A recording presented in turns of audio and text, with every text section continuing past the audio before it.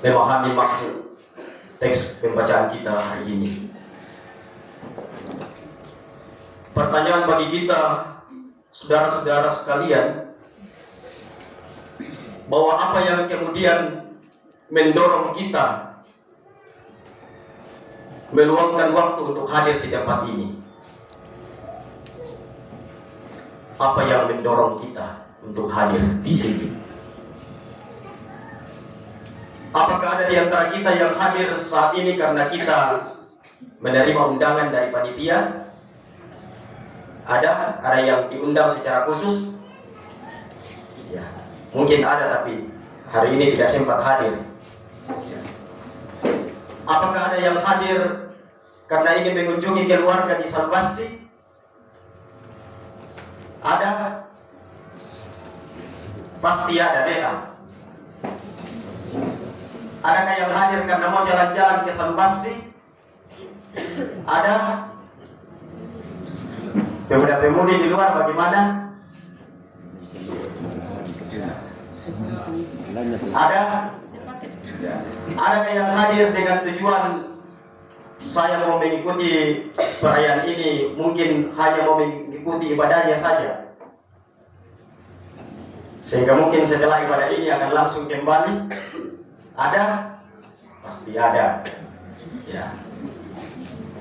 Adakah yang hadir hanya untuk mengikuti kegiatan-kegiatan lomba dan pertandingan? Banyak. Ya. Saudara sekalian, sekalipun kita hadir di tempat ini mungkin dengan alasan bahwa saya hadir karena adanya kegiatan yang saya ikuti, saya hadir di sini karena ini menjadi momen saya mengunjungi keluarga, atau kita hadir di sini mau jalan-jalan, atau kita hadir di sini hanya mengikuti ibadah, saya rasa bahwa ini tidak menjadi hal yang salah. Tetapi saya mengajak kita semua untuk tidak melupakan satu hal yang seharusnya menjadi tujuan kita atau diinginkan Tuhan bagi kita hadir di tempat ini. Saya mengajak kita semua bahwa kehadiran kita di sini harus menjadi berkat. Amin. Harus menjadi berkat. Bapak Ibu, saya percaya kita orang-orang Sindangamanik adalah orang yang diberkati Tuhan. Ya. Kalau kami di Busu, kami terkenal dengan kampung dinas. Kalau di Boda-Boda, sawit, pisang. Ya, kalau bagian di sini Salbasi dan Solobulung, kopi bea, kopi. Kalau bagian Sindanga masuk, beras. Ya. Jadi itu salah satu contoh bahwa orang Sindanga ini adalah orang yang diberkati. Tapi pertanyaan bahwa apakah orang Sindanga selama ini sudah menjadi berkat? Ya. Abraham, Bapak Ibu Saudara, dia juga adalah salah satu tokoh yang diberkati Tuhan baik secara jasmani dan secara rohani. Kalau secara jasmani, ia diberkati dengan tanah di mana Tuhan memberikan tanah Kanaan sebagai tempat tinggal dan milik keturunannya. Dia juga diberkati dengan kekayaan materi. Kalau dalam Kejadian 13 di situ dijelaskan Abraham jadi sangat kaya dalam ternak, perak, emas. Bahkan dia juga diberkati dengan umur panjang. Hidup Abraham 175 tahun. Bahkan dia juga diberkati dengan keturunan. Di masa tuanya Tuhan memberikan keturunan kepada Abraham. Kemudian perlindungan secara fisik. Tuhan melindungi dari musuh dan bahaya. Ini kita bisa lihat dalam Kejadian 14. Kemudian secara berkat rohani, bagaimana Abraham ini adalah orang yang memiliki panggilan khusus untuk memiliki persekutuan pribadi dengan Tuhan. Bahkan ia adalah orang yang menjadi warisan iman bagi kita sebagai orang-orang percaya. Ini kita bisa bandingkan dalam Roma pasal 4. Nah saudara, lalu ketika Abraham dipanggil oleh Tuhan, Tuhan mengutus Abraham ke salah satu tempat, maka kita lihat bahwa Abraham secara spontan dengan penuh ketulusan merespon panggilan Tuhan itu. Nah saudara sekalian, demikian juga kita mesti sadar bahwa ketika dalam hidup ini Tuhan menempatkan, bahkan mengaruniakan berkat lewat pekerjaan, lewat jabatan, semua itu dengan tujuan kita mau dipakai Tuhan menjadi berkat bagi orang lain. Nah kaitannya dengan kehadiran kita di tempat ini, saya mau katakan bahwa kita hadir di sini karena Tuhan yang memanggil kita. Tuhan hendak mewujudkan kehendaknya di tengah-tengah kehidupan jemaat Tuhan di tempat ini. Kita hadir di tempat ini karena Tuhan mau memakai kita menjadi berkat baik secara jasmani dan secara rohani.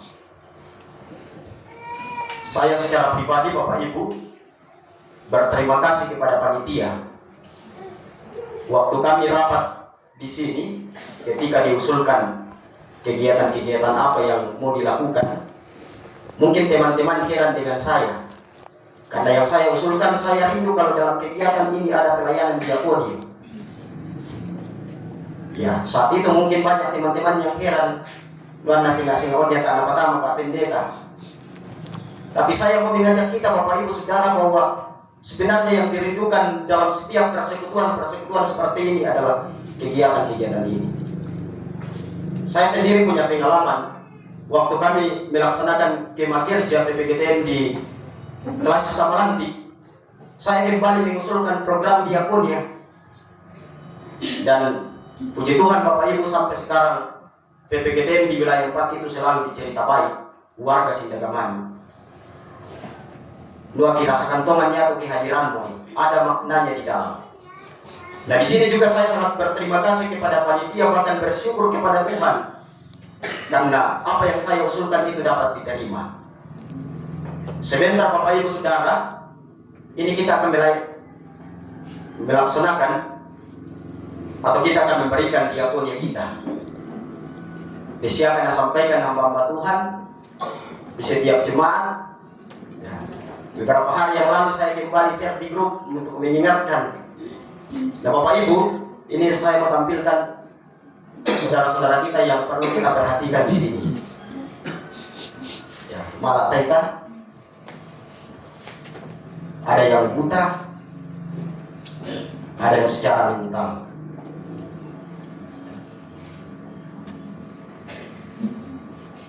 Apakah tidak ada tersentuh dalam hati kita melihat kondisi saudara-saudara kita ini? Sehingga saya kembali mengajak, karena mungkin saat ini masih banyak warga kita yang belum hadir. Mungkin setiap kontingen ini bisa sebentar mungkin bisa disampaikan kepada warga yang belum hadir bahwa tadi kami di gereja dalam ibadah pembukaan kami melakukan diakonia. Mungkin juga bisa disampaikan nanti di penginapan. Dan kalau ini mau benar-benar diperhatikan ya, nanti silakan berhubungan dengan panitia. Ya. Ini benar-benar Bapak Ibu Saudara menjadi kerinduan dalam hati saya. Saya mau mengajak kita bahwa dalam momen-momen kita merayakan perayaan-perayaan besar, baik di jemaat, di klasis, bahkan perayaan kita seperti ini, saya mengajak kita semua untuk selalu memprogramkan kegiatan ini.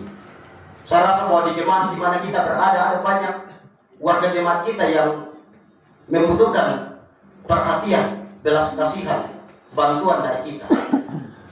Saya rasa ini bukanlah hal yang berat dibandingkan ke malam perayaan ini. Ya coba dihitung-hitung, dia lihat saja dulu seragam yang dibela toh lea.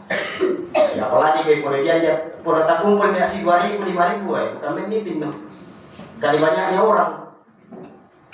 Jadi semoga Bapak Ibu Saudara lewat kisah firman Tuhan yang kita dengarkan saat ini, menginspirasi kita hari ini, memotivasi kita. Semoga ke depan ketika ada perayaan-perayaan besar di jemaat atau di klasis, adakan terus kegiatan seperti ini. Saya kira bahwa ketika dilakukan ini akan selalu bermakna dan lalu kita. Bahkan ini juga hal yang sangat dirindukan Tuhan, diharapkan oleh Tuhan bagi kita sebagai orang percaya. Kemudian juga di tengah-tengah kegiatan yang akan kita lakukan di tempat ini, kita juga senantiasa menjadi berkat rohani.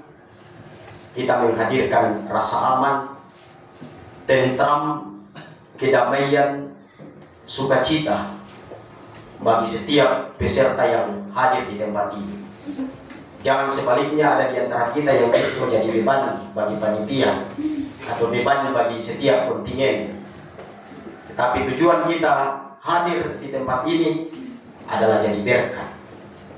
Jadi berkat rohani saja sudah luar biasa kalau kita sudah bisa memberikan rasa damai, rasa tentram. Apalagi kalau kita mau lagi mewujudkan berkat jasmani. Kiranya Bapak Ibu Saudara, firman Tuhan ini kan sungguh menjadi perenungan bagi kita sekalian, bahkan menjadi dasar kita dalam melaksanakan kegiatan beberapa hari ke depan. Tuhan memberkati kita semua, dan mari kita aminkan firman Tuhan ini dalam saat yang teduh dimulai.